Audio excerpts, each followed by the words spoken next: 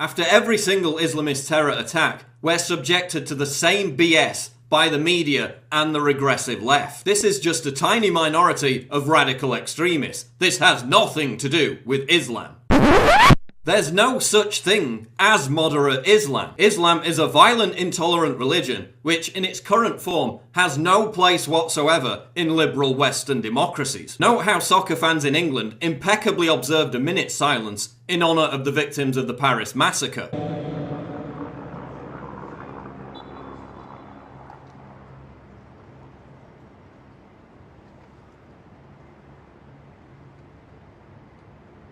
Now see how fans in Turkey, which is 99% Muslim, behaved during that minute's silence.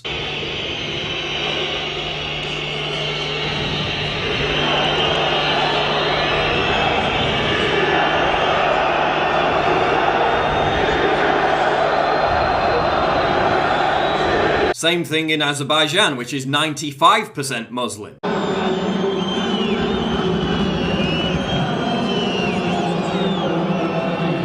Booing, jeering, chants of Allah Akbar throughout the whole stadium during a minute's silence for the victims of ISIS jihadists. Is this still just a tiny minority? Now let's look at the polls. A poll conducted by ICM found that 16% of French citizens, the vast majority of them Muslim, support ISIS.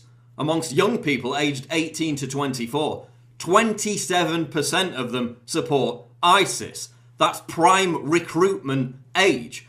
A survey conducted by Al Jazeera Arabic Television, whose audience mainly consists of Sunni Muslims living in the Arab world, found that 81% of respondents supported ISIS. Are we still going to pretend that this is just a tiny minority? A poll by the Arab Center for Research and Policy Studies found that even 13% of Syrian refugees who are supposedly fleeing from ISIS had a positive view of ISIS, and hundreds of thousands of them are pouring into the West, including some of the terrorists involved in the Paris massacre. Let's look at some more polls. The vast majority of Muslims in Africa, the Middle East, Southeast Asia and South Asia support making Sharia law the law of the land. The clear majority of Muslims in South Asia and the Middle East support stoning women to death for the crime of adultery.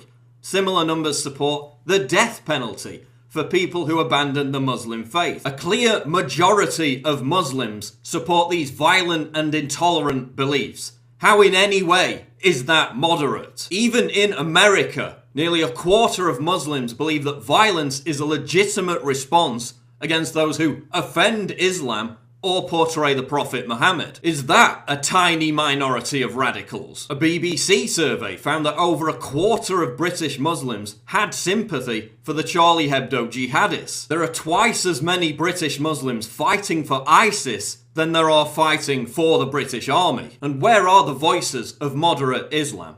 Where are the protests against ISIS by thousands of moderate Muslims? After the Charlie Hebdo attack, we did see thousands of Pakistani Muslims take to the streets to protest against Charlie Hebdo and in support of the jihadists who slaughtered the cartoonists. Now watch this clip, where self-proclaimed moderate Muslims vehemently agree with the most violent and intolerant parts of the Quran. Everyone in the room, how many of you are normal Muslims? You're not extremists, you're not radical, just normal Sunni Muslims. Please raise your hands. Everybody, mashallah, subhanallah. Okay, take down your hands again. How many of you agree that men and women should sit separate? Please raise your hands. Everyone agree. Everyone agree. Brothers and sisters. Subhanallah. So it's not just these radical sheikhs then. Allahu Akbar. Next question. How many of you agree that the punishments described in the Quran and the Sunnah, whether it is death, whether it is stoning for adultery, whatever it is, if it is from Allah and His Messenger, that is the best punishment ever possible for humankind, and that is what we should apply in the world. Who agrees with that? Allahu Akbar. Stoning women for adultery, executing rape victims, homophobia, segregation, all beliefs held by people who describe themselves as moderate Muslims. And of course, not every Muslim is going to strap on an AK-47 and gun down innocent people.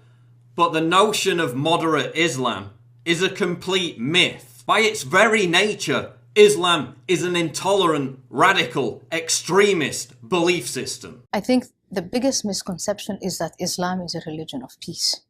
Islam, of the three monotheistic religions, it's the youngest. It is not a religion of peace because it's unreformed. The problem is not radical Islam. The problem is just Islam.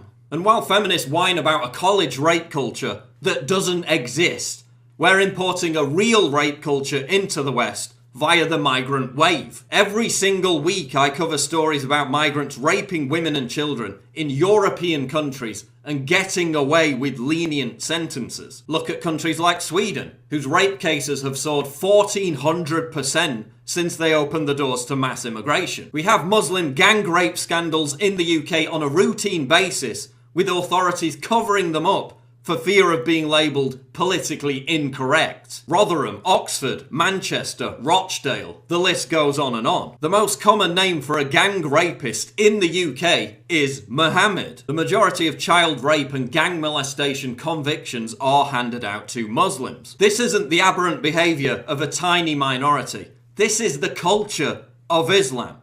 This is the culture that US soldiers have been told to ignore because it's so common in Afghanistan. And where are the voices of the so-called progressive left? As Michel Houellebecq says, on the level of what we customarily call values, Muslims have more in common with the extreme right than the extreme left. Homosexuality, women's rights, secular democracy versus theocracy. So why are liberals only comfortable in opposing the extreme right and not Islam when it comes to these values? Why are liberals happy to ignore or defend violent intolerance when it's espoused under the banner of Islam? Liberals embrace multiculturalism as a form of tolerance. Tolerance of what? Segregation, honor killings, female genital mutilation, homophobia, Sharia law. Listen, ISIS attacked Paris because, in their own words, they said it represented a centre of prostitution and vice. This isn't a misinterpretation of Islam. It's a directive taken straight from the Quran. Quote, "The penalty for those who strive upon earth to cause corruption is that they be killed or crucified." That's directly from the Quran. That motive isn't derived from radical Islam or a misinterpretation of the Quran. It's derived from Islam itself, directly from the same book read, preached and practiced by 1.5 billion Muslims. Until we acknowledge that Islam is a retrograde 7th century religion, which, like Christianity in the 1500s, needs a massive reformation if it's to be compatible with Western liberal democracies, the toxic ideology that drives ISIS will never be defeated. There's nothing you can do or any other non-Muslim can do to tweak the theology. That is going to come from Muslims. But what we can do is we can catalyze that. We can give those who want to tweak the theology hope that it is a worthy investment. A worthy investment because these people are risking their lives, the lives of their children. They're risking their livelihoods. And you're going to say it's a worthy investment. It's going to make the world better for Muslims and non-Muslims in the next generation. No matter how many boots on the ground in Syria, no matter how many cruise missiles you launch, the underlying doctrine of violent, intolerant hatred will remain unmoved. And until leftists and so-called progressives grow a spine and stop making apologies for the most fanatical and regressive belief system on the planet, the cycle of violence will never be checked. The problem is not radical Islam. The problem is just Islam.